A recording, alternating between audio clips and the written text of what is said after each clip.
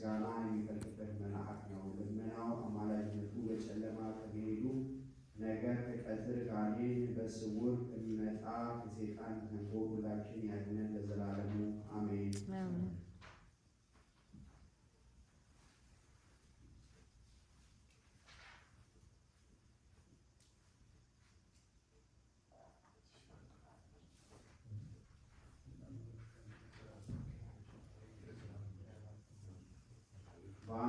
በአንድ ሀገር አንዲት ሴት አንድ ነበረች። ነገር ይህች ሴት የከበረች ከፍ ከፍ ያለች እጅግ የበለጠገች ብዙ ገንዘብ የነበራት ሴት ነበረች። የመላእክት አለቃ ቅዱስ ሚካኤልን ትወድ በየወሩ በፍጹም ደስታና ትጋት የበዓሉን መታሰቢያ ታደርግ ነበረ። ለድሆች፣ ለጾም አዳሪዎች በጎ ታደርግ ነበር። የተራቡትን ታበላ ነበር፣ የተጠሙትንም ታጠጣ ነበር፣ የታረዙትንም ታለብስ ነበር፣ አዘንቲሞችንም ታረጋጋ ነበር፣ የሚተክዙትንም ደስ ታሰኛቸው ነበር። ስለከበረው ስለ ቅዱስ ሚካኤል ስም ብላ በሃይማኖትም ይህንን ስታደርግ ቢስገላ ወደቀባት። ይህ ደዌ ክፉና አስጨናቂ ነበረ።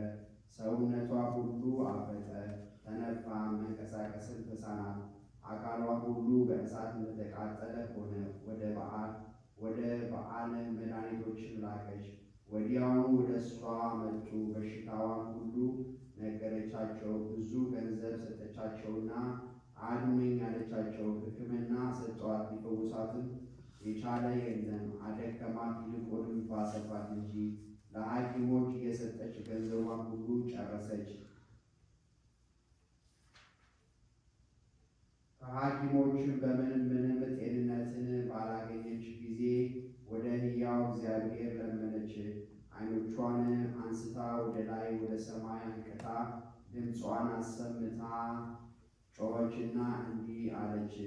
የይቅርታና የቸርነት መልአክ ጌታ የመላእክት አለቃ ቅዱስ ሚካኤል ሆይ ከዚህ አስጨናቂ ደዌ እንድትፈውሰኝ እለምንሃለሁ። እኔ ለቤተ ክርስቲያን 12 ወቅቴ ወርቅ እሰጥሃለሁ፣ መታሰቢያህንም በየወሩ አድርጋለሁ። ከዚህ በኋላ ዘመዶቿንና ቤተሰቦቿን ወደ እግዚአብሔር እንድንለምንበት እንድንማጸንበት የመላእክት አለቃ የቅዱስ ሚካኤልን ስዕል ፈልጋችሁ አምጡልኝ አለች። ወዲያውኑ በገበታ የተሳለ የቅዱስ ሚካኤልን ስዕል አመጡላት። ያን ጊዜ የቅዱስ ሚካኤልን አማላጅነት በቁርጥ ልቦና አምና ተነሳች።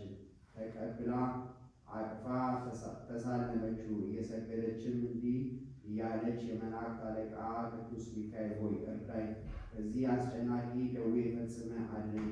ዓለምን ሁሉ ፈጥሮ በሚገዛ በእግዚአብሔር ፊት የምትቆም ስለ ሰው ወገን ሁሉ የምትለምን የምትማልድ አንተ ነህ። ስለ ባሪያ ኃጢአትም እግዚአብሔር እንዲምረኝ ይቅር እንዲለኝ ከሚያስጨንቀኝ ከዚህ ደዌ እንዲፈውሰኝ ለምንልኝ፣ አሳስብልኝ። የመላእክት አለቃ ቅዱስ ሚካኤል ሆይ እኔ አንተን ተስፋ አድርጌ ያለውና በጸሎትህ ታምኛለሁና ከዚህ ደዌ ሕማም ብትፈውሰኝ፣ ጤነኛ ብታደርገኝ፣ በልመና በአማላጅነት ብርታት የፈጣሪ የይቅርታውን የቸርነቱን መጠጣ ቢደርሰኝ ደህና ብሆን እኔ ባሪያ መታሰቢያን ከማድረግ አላቋርጥም። በብዙ እንባ በመራር ለቅሶ በመንሰቅሰቅ ይህንን አለች። ከዚህ በኋላ ወደ ቤቷ አገባችውና በመልካም ቦታ አስቀመጠችው። በፊቱ መብራት አበራች። በዚያች ሌሊትም በጽኑ ደዌ በክፉ ሕማም ስትሰቃይ ሳለች እንዲህ እነሆ የይቅርታና የምሕረት መልአክ የመላእክት አለቃ ቅዱስ ሚካኤል በሌሊት ራእይ ተገልጾላት ወደ ቤቷ ገብቶ ከራስጌዋ ቆመ። ብርሃንም በቤቷ ሞላ፣ እንደ ቀንም ሆነ። ጎኗንም መታ መታ አደረጋት። ያን ጊዜ ከእንቅልፏ ነቃች።